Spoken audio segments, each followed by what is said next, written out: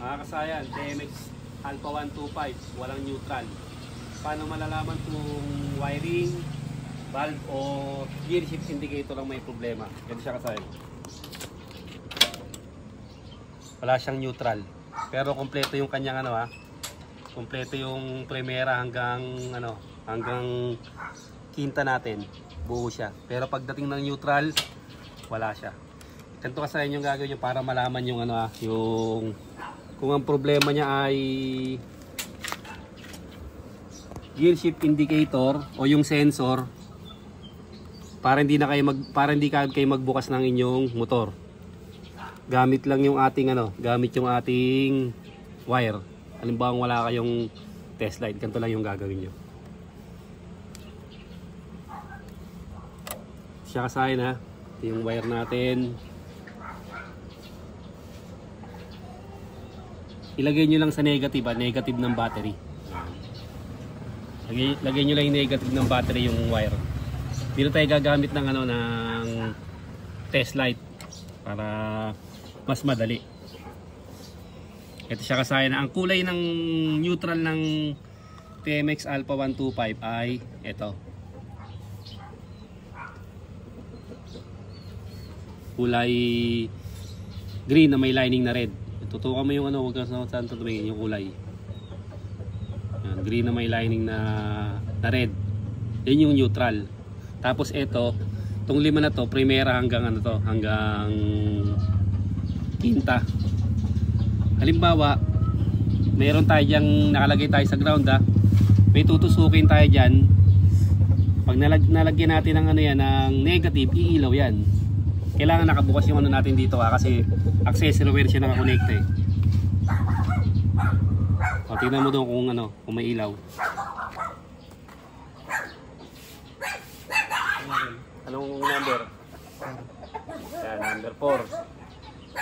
Pag nilipat naman natin, nilipat tayo, may ilaw. Number 2. Number 2. Ito, tutok mo dito. Ito yung kasayan. No? Diyan natin siya nilalagay ha, may ilaw.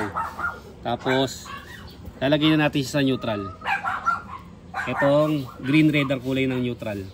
Tutusukin nyo lang, naka-negative lang tayo o minus sign. Tusukin nyo lang siya. O ngayon, tignan mo doon kung may ilaw. Ayun yung nakalagay dyan. 10. Yun yung neutral. O, dito.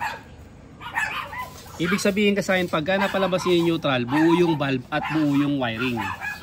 Buo yung wiring niya kasayin ha, at buo yung valve. Ngayon, bakit hindi siya gumagana pagka nagsishift tayo? Siya ba? Ayan.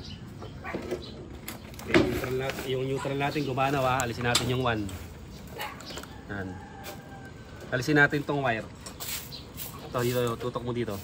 Pag inalis natin yung wire, mawawala yung neutral natin. Yan siya ha, kung ano yung tutusukin natin dito, gagana dyan. Ito. Ibig sabihin kaya wala tayong neutral. Ang problema niyang kasayan dito sa loob nito. Nandito yung sensor ito. Ito yung sensor niya no. Yung gear shift indicator yung nagpapalit-palit. Lahat ito negative. Kaya ang gagawin natin dito, ayusin niyo lang yung inyong neutral kung magpapalit kayo halimbawa ng stator.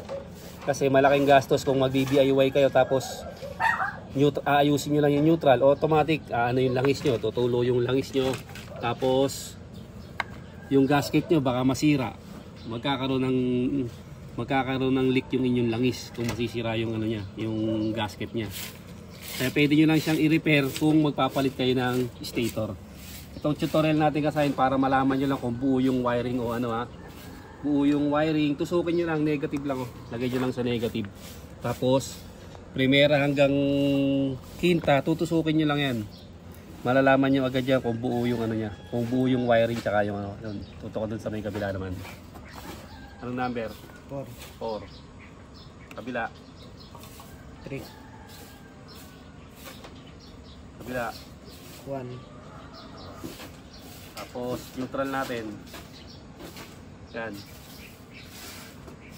Meron? Meron. Anong number? Wala. Walang number? Wala. Neutral lang. Yan. Ayan siya kasay, no? Yung buo yung wiring at buo yung valve natin. Ibig sabihin, ang diferensya niya, maaring linis o may sira na yung ating sensor o gear shift indicator. Ito yun. Yan. Yun lang yung video natin kasama para may idea kayo, para hindi na kayo magbaklas. Dito na kagad kayo rumekta para malaman nyo kung buo yung valve at buo yung wiring natin. Hanggang dito na lang mga kasayan. Salamat sa panonood.